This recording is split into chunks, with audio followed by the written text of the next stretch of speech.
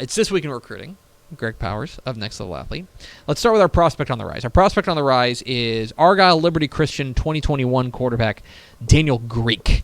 Daniel Greek. A great interview, may I say. and I'll tell you, you want to talk about, like, I'm glad that the stigma of the small quarterback is going away, because I do think that there's just a lot of guys who get overlooked because maybe they're a couple inches too short. Not the case for Daniel Greek. Right. 6'4", 230, built like a Greek god. No pun intended. Thank you very much. He pulled in 3 new offers from Colorado State, Mississippi State, and Georgia Tech. Certainly a name to know here. And he's that traditional pro-style quarterback, and that's why I wanted to use him as the prospect on the rise, because in Texas right now we are developing a lot of these dual threat type of prospects who can fit into that type of system. Well, Daniel Greek is picking up all the offers from all of the schools who want a top pro-style quarterback. He is one of those top names nationally, not only in the state of Texas, at that position. And, of course, Texas-based football fans are pretty familiar with the name Mike Leach, who extended him his most recent offer, one of his most recent offers at Mississippi State. Also, it offered him at Washington State, and I think that he's the type of quarterback who could put up pretty big numbers in that type of system. But he also has offers from schools like North Texas and UTSA locally, and then big P5 offers from schools like Missouri, Duke, Purdue, Vanderbilt, Virginia Tech. So, I mean, there's a lot of schools chasing him. Yeah, he's a guy that you're going to get to know a lot as we kind of transition, not away from the 2020 because there's still signing day to come, but start moving a little bit towards 2021. Daniel Greek is going to be one of those quarterbacks that I think it's fair to say this is not the last we've heard of him. Coach's son too, correct? Yes. Has him and his brother both play for Liberty Christian. And his brother was at the camp too. Nathan Greek, 2023. He was one of the freshmen who was there. Also passes the eyeball test. He is one who plays quarterback and defensive line. So that's not a combination that you hear of too often. So, good genes. Yeah, good genes with that family. And I want to think there may be one more, but maybe I'm wrong. I think there's one even younger than Nathan that may be coming along after. But Nathan Greek will get plenty of offers, and Daniel Greek will be one of these guys who everybody kind of falls in love with because he has the arm velocity and the size that colleges will like when they see him in person. He looks the part, for sure. Sticking with private schools, sticking with 2021, and sticking with guys who pass the eyeball test, let's go to Bellaire Episcopal.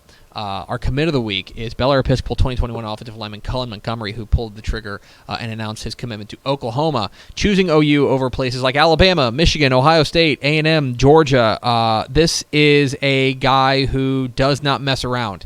He is out there to play mean. And I watched his film before this, and I was like, oh, this is just a road grader. Yeah, country strong is how we described him in the evaluation, and that's kind of like what you'll see when you watch his tape. I guess Bellaire Episcopal was just going to go ahead and get their top commitments out of the way early because last week's commit of the week was Donovan Jackson, who committed to Ohio State. So their top 2 offensive linemen went ahead and made an early pledge and got it get their recruiting out of the way. And Oklahoma's going to get one of those guys who can not only set the table for a run game that's going to feature, signee Seth McGowan in the 2020 class. They're assembling some talent there for him to line up and run behind. Yeah, he is a guy who is absolutely passing the eyeball test, as we mentioned. A guy who comes in there at 6'4", 315, a huge 6'5", 315. But this is a guy who I feel like they've got him playing tackle. That poor kid, he just pancaked. That one was bad. It's like a no contest. But I'll tell you, this strikes me as a guy that it wouldn't surprise me to see him slide inside at the next level. Yeah, that's our projection for him. We think he will play guard when he arrives at the next level. And you had all the mean schools. Yeah, were on him. Like the Big Ten schools were really dying to get him. These mean programs wanted him to be playing for them. Well, you can see why as you watch the film here for Cullen Montgomery. The Bellaire Episcopal offensive lineman is committed to Oklahoma now. It's Greg Powers and Next Level Athlete. Follow us on Twitter. Follow him on Twitter at Next Level. Follow them on Twitter at Next Level D1. Follow him on Twitter at GPowerScout. I'll get there. I promise. I'm not used to having him for the whole show. Okay, our underclassman of the week. It's probably the last week we can call him an underclassman. Yep. It's Lancaster wide receiver Majik Rector. This is a guy I know Chris Gilbert is nuts about. I know he loves this kid. 5'9", 155 pounds. This is not a guy who I think is going to blow you away from a measurable perspective, but he took home, you guys got to see him up close and personal in Southlake at the Next Level Athlete Texas Top 100 in Dallas, and took home MVP honors again, his second year in a row. And you're watching tape from last year's camp where he earned the first MVP honors. And I'm not well-versed enough in all of the MVP history at Next Level Athlete to know if this is the first two-time or back-to-back MVP positional winner. It's the first one that I can remember.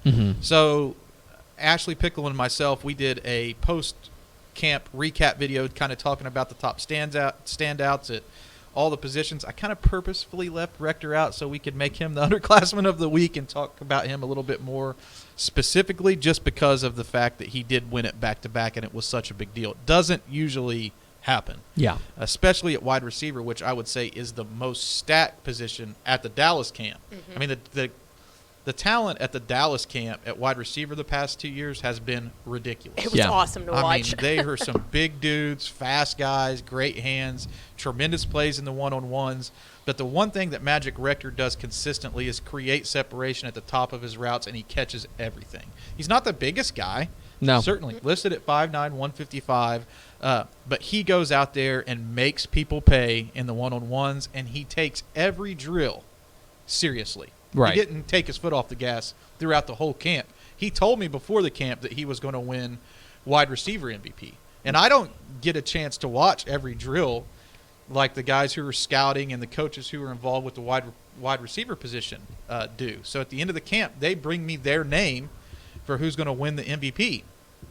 They said Majik Rector, and I said, oh, well, that's his second time to win the MVP. And they're like, oh, should we pick somebody else? I was like, no, he earned MVP. Yeah. Let's get Majik Rector, second time in a year, MVP. Man, Well, and I think the funny thing with him, too, is we talked so much at the Dallas camp about everyone passed the eyeball test. I'm going to be honest, when he first walked up to get the interview, I'm thinking, hey, he's a little on the shorter side, you know, and then like, are you as tall as him?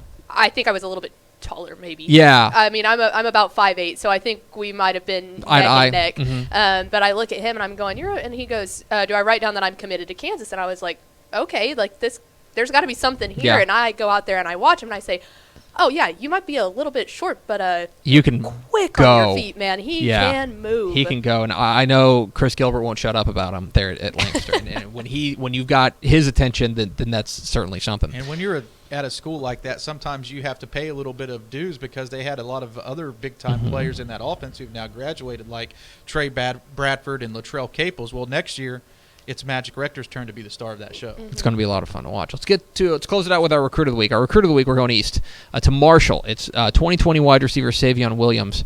Does not struggle in the height department. 6'5", 205, a true number one receiver. He picked up an offer this week from Texas. He had already named the top three of Arkansas, TCU, and SMU, but Texas trying to push in there at the last second and grab him. You can see why people are after him. Now, he's a guy who played quarterback for Marshall this year, but probably projects the receiver spot at the next level. Definitely going to be a wide receiver when he gets to college. It's interesting because TCU was able to pick up a commitment from Quentin Johnson during the first signing period that had been committed to Texas. And Texas is looking to fill possibly that slot now that he's not on their commitment list, making a strong push here for Savion Williams down the stretch.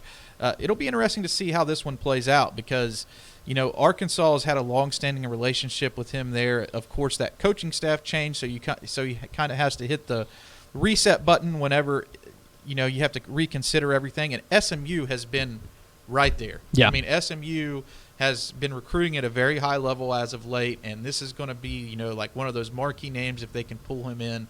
That would be a big feather in the cap for Sonny Dykes and his staff there. Rashad Samples does a great job on the recruiting trail, and will take what was supposed to be his last official visit to TCU this weekend. So the Horned Frogs will have, you know, what they thought would have been possibly the last chance to sway him into the fold. But now he may work in an official visit to Texas before he inks his name on a letter of intent on February 5th, which is National Signing Day. Yeah, it is. It's going to be fun to see how this all kind of shakes up. Some late drama in the recruitment of Savion Williams, the receiver prospect from Marshall. He's Greg Powers, a Next Level Athlete. Follow him on Twitter at GPowersScout. Follow Next Level Athlete on Twitter at Next Level D1.